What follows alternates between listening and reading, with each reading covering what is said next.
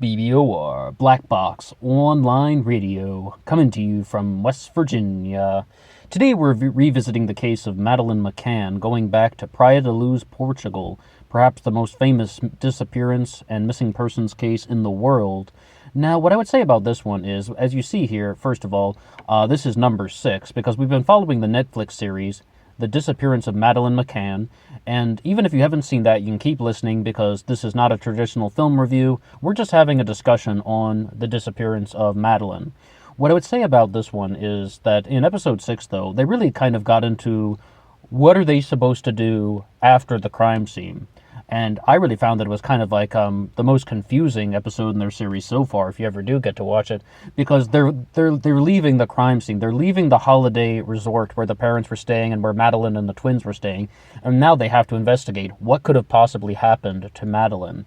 But the thing is, though, that they're investigating these things all over the world. They just got images of, very, very low-quality image, blurry, pixelated even sometimes, of blonde children around the world. They're investigating one in Morocco. It turns out just there are a lot of blonde children in Morocco. This is one of the things that we have to deal with. I mean, we got blonde people in the Solomon Islands. It's just a lot more difficult than people really anticipated. And furthermore, it's like one of the things that the parents did, as well as like other people who were joining in on them, it wasn't only the design of Jerry and Kate McCann, but they created a Madeleine McCann hotline where people could send in tips and information. Now, I will tell you, after following a lot of true crime cases on this channel, that is not a good idea. We really saw this very clearly when we were covering the case of Jason Derek Brown on this channel, where they just got an avalanche of tips flooding in. And when you get so many, and Jason Derek Brown is nowhere near as popular as Madeleine McCann, nowhere near as famous as Madeleine McCann, when you get so many tips coming in like that, then the police don't know which is legitimate and which is illegitimate, which is valuable and which has no value. They don't know which ones are actually something that is beneficial to the case because they have an avalanche of them. Forget the metaphor about a needle in a haystack. This is a needle in an avalanche, and they have thousands of these things coming in. We also saw this in the case of Amber Tuckero in Canada, where they had 5,000 tips are come in about the disappearance of Amber Tuckero, and none of them were helpful. None of them led to the discovery of her remains. People just happened to find her remains by chance while they were walking in a wooded area. Those are the real sort of things, the kind of chance encounters that allow these types of cases to be solved. Because once again, you're looking for a needle in an avalanche. So it's not to say that hotlines are useless. There are many types of hotlines, and some hotlines, I find it's much more useful when the hotline is providing information to the callers as a resource. And we could do an entire upload on that. I know it's not the most attractive thing to say in the world. It's not like the flashiest story, but the hotlines that provide free legal and counseling information, I mean, people pay hundreds of dollars an hour for this stuff, and there are these charities out there that put this stuff out for free. Those are good, but when people are calling in to give true crime information via hotlines, it gets bogged down, it gets lost in the array of other pieces of information that get sent in. We've seen this in multiple true crime cases. We've now seen it in the case of Madeleine McCann, and it just it's going to keep, I think that's going to stay rather constant as we keep exploring more true crime cases. So this one began to kind of expand into some other topics in episode 6, and they really began to question the character of Gonzalo Amaral, perhaps the most famous Portuguese detective involved in the Madeleine McCann case. What I would say about this one is that Gonzalo Amaral put forward a theory in the earlier parts of the series about Madeleine died in the apartment. And that's not a far out theory. Many people talk about theory. I've talked about that theory, and I've even genuinely believed it for a time, that Madeleine died in the apartment and her parents covered it up. And I would say, though, if that were the case, the parents would have almost certainly had help from a certain individual named Matthew Oldfield. He definitely would have had to have been in on it. But then Gonzalo Amaral made the statement that, well, maybe she was moved to a refrigerator. Well, maybe she was moved to a freezer, and that's where they kept the body for about 3 weeks, and then they moved the body to a different location. And they brought up a very good challenge to that in this series, when they're just like, okay, if you're going to make a theory like that, and this isn't some guy on the internet like this dude here on Black Box Radio, This is one of the major investigators in Portugal who has the Portuguese police at his disposal. Where was this? Which freezer? Which refrigerator? Do you have any blood evidence to support that? Do you have any bone fragments? Do you have any DNA to support that? Do you have any sort of hard physical evidence to say that Madeleine McCann was kept in some freezer nearby the resort? Like, where are you getting this from? I know you think that it's a possibility, but it's like, once again, you're not some guy on the internet. You're one of the lead Portuguese investigators, and you need a lot more hard evidence before you go public with something like that. But this also was kind of, like I said, this was a confusing episode because they got into another missing persons case that was going on at the time involving an individual named Joanna Cipriano. She was just another missing persons case in Portugal that was also administered by Gonzalo Amaral, the same detective that we've been just kind of criticizing, and heavily criticizing, mind you. And the thing is, though, this actually got tied into even something a little bit more complicated, if the story isn't complicated enough. I want to say that, I hope I got the date right, that it was May 7th, 2007, that an individual named Gail Cooper saw a suspicious individual walking up and down the beach, kind of talking to kids, as well as trying to interact with them and just having their eye on him. And a different woman also reported that this suspicious man came knocking at the door, and he was asking for donations for an orphanage, like contributions for an orphanage. And I believe he was also doing that on the beach, like during the Gail Cooper sighting.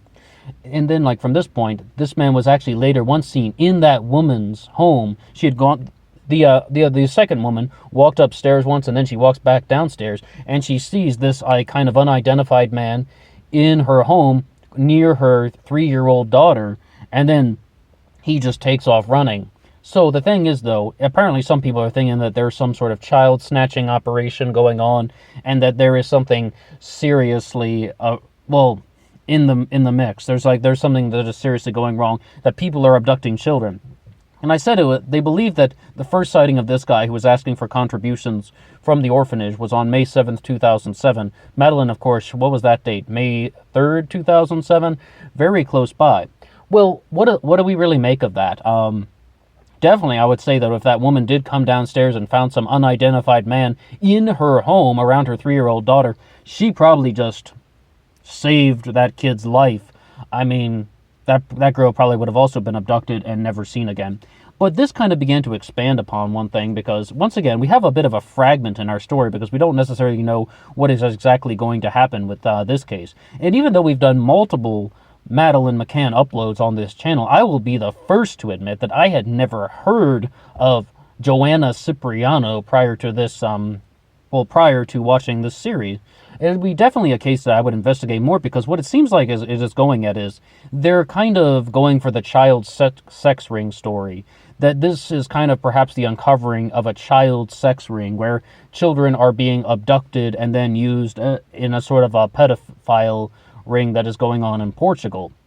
What I would say about that is just that, this is just one that for me will be a learning process. Like, when it comes to the theories about Madeleine McCann and the information that they're putting out about Madeleine McCann in this Netflix series, we've been talking about it on the channel for a while. So it's like, you can be like, hey, wait a second, what about this other piece of information? Or what about this other viewpoint on the case? But with something involving Joanna Cipriano, this is still a learning process for me, and I'm definitely going to be checking out some more sources about that particular angle. But what it seems like is that there is this kind of almost a window into the possibility that there could be some sort of child sex ring going on in Portugal. And you do find these things around the world, like from time to time, that a lot of it exists in theory. Do I even need to say Pizzagate or something?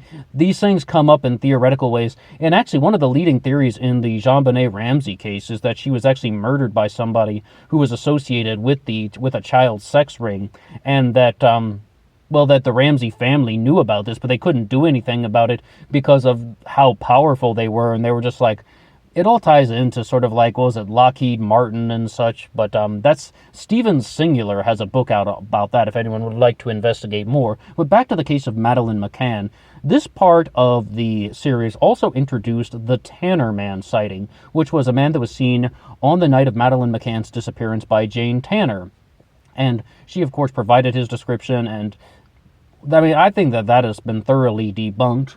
I don't really. I mean, a man has come forward and said that he was indeed the Tanner man. He was carrying his daughter. He even provided the clothes that he was wearing and the pajamas that his daughter would have been wearing. So, I mean, I think that that's taken care of. But at the same time, all of these suspects that they're putting forward seem to end in just sort of dead ends, and that's why a lot of people are really kind of going down the road that it is very likely that Madeleine would have passed away on the night of her disappearance, perhaps 1 or 2 days prior to the disappearance in some theories, but very close to the time of her disappearance. It is very likely that Madeleine would have passed away. Now, well, if that's the case, what happened and where is she? One of the things that I had never thought about was that Gonzalo Amaral's theory about her being kept in a freezer or something. When I was first learning about this case, I thought, wouldn't it make more sense if they dispose of her remains, like, in some place near the beach or something? Or in kind of one of these well pits that they've been talking about?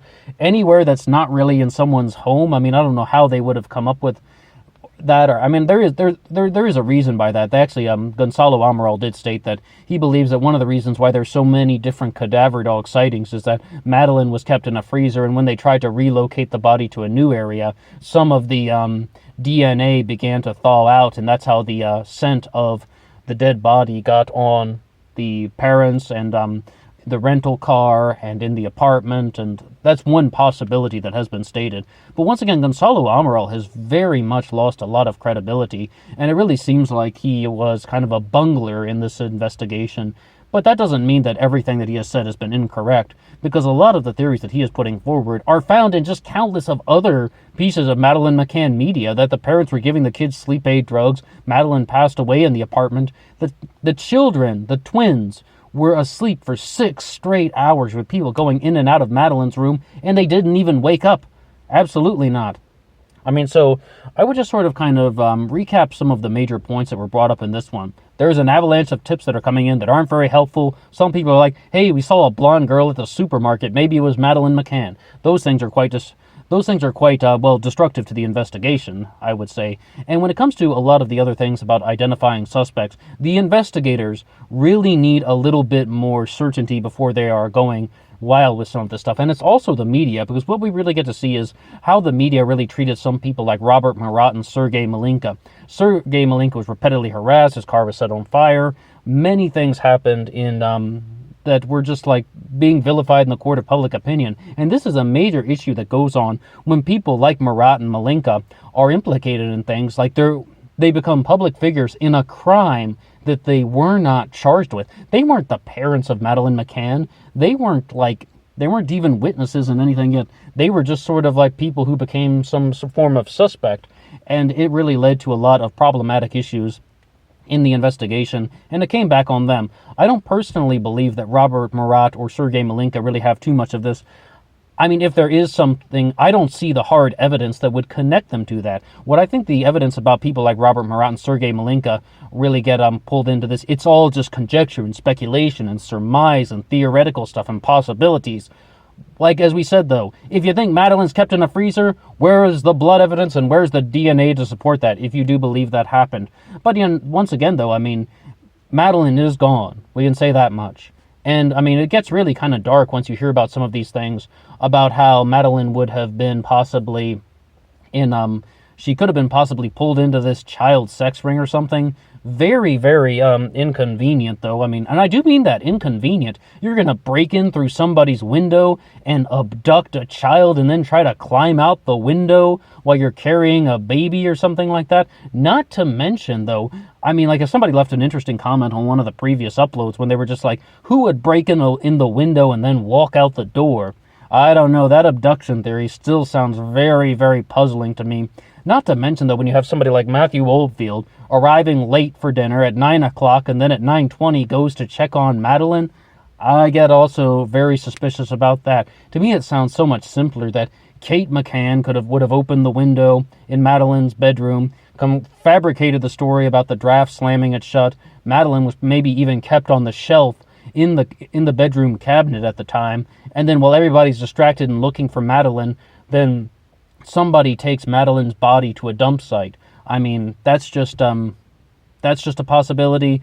Once again, though, I mean, this is just coming from some person on the internet. I'm not a Portuguese detective. I don't work for the Policia Judiciaria.